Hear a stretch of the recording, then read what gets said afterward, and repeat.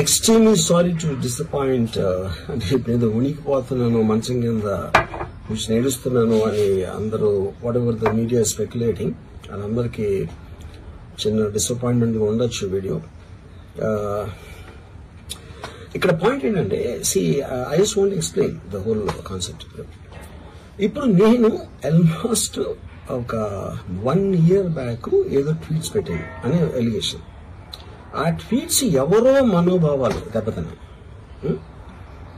ఇక్కడ విచిత్రం ఏంటంటే 1 year బ్యాక్ పెట్టిన ట్వీట్స్ 4 డిఫరెంట్ ప్లేసెస్ లో 4 డిఫరెంట్ జ్యూరిస్డిక్షన్స్ లో 4కి ఒకే 3-4 రోజుల వ్యవధిలో వాళ్ళ మనోభావాలు దెబ్బతిన్నాయి. వాళ్ళు ఆ పరంగా కంప్లైంట్ ఇవ్వడం, కేసులు పెట్టడం జరిగింది. ఇక్కడ పాయింట్ 1 ఎవరి మీద అయితే నేను పెట్టానని వాళ్ళు చెప్తున్నారో వాళ్ళకి లేదు, ఎవరో థర్డ్ పార్టీ అసలు సంబంధం లేనివాడు. ఆ కాంటెక్స్ట్ లో అసలు ఈ కేసు ఎలాగా ఈ సెక్షన్స్ ఎలా వర్తిస్తాయి అనేది అప్పుడు ఆబ్వియస్ గా నాకు వచ్చే అనుమానం కానీ నాకు కానీ నా మనుషులు కానీ ఇది ఒక పర్సిక్యూషన్ చేయటానికి ఒక పద్ధతి ప్రకారం ఉన్న ఎలవబుల్ లాస్ ని వాడుతున్నారా, లేకపోతే ఇప్పుడు వరల్డ్ ఓవర్ ఒక ఫినామినా ఏం జరుగుతుందంటే పొలిటికల్ పార్టీస్ వాళ్ళు they are weaponising the systems of the police. అది అమెరికాలో జరుగుతుంది, యూరోప్ లో జరుగుతుంది, ఇక్కడ కూడా జరుగుతుంది.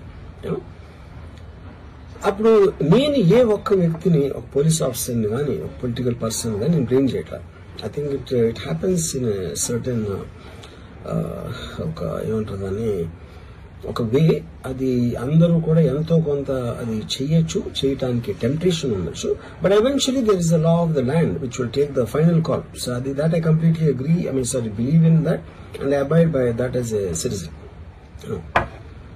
సో ఇప్పుడు ఇక్కడ జరిగింది నేను నాకు ఒక నోటీస్ వచ్చింది, నేను ఒక రిప్లై ఇచ్చాను, ఫలానా చోట ఫలానా తారీఖు నేను వస్తాను. అప్పటికి నాకు జరుగుతున్న పని ఒక ఆన్ గోయింగ్ స్కెడ్యూల్ ఉంది కాబట్టి, నాకు ఫిల్మ్ వర్క్ ఉంది కాబట్టి అవ్వలేదు. అండ్ ఇట్ ఈస్ వేరే ప్రొడ్యూసర్ చేస్తాను, ఆ ప్రొడ్యూసర్ కి నష్టం వస్తుంది కాబట్టి నేను మళ్ళీ టైం అడిగాను. ఇదేంటి కేసు, ఇదేం అర్జెంట్ కేసు అంటే 1 year తర్వాత ట్వీట్ చూసిన అతనికి 1 week లో అన్ని అయిపోవాలనేది ఏమన్నా మీనింగ్ ఉంటుంది అసలు దానికి? So which basically means it is being done for purposes other than the urgency of the case. ఇది అర్జెన్సీ ఆఫ్ ద కేసు అంటే మీరు మర్డర్లు గేటర్లు ఇన్ని జరిగి సంవత్సరాలు తీసుకుని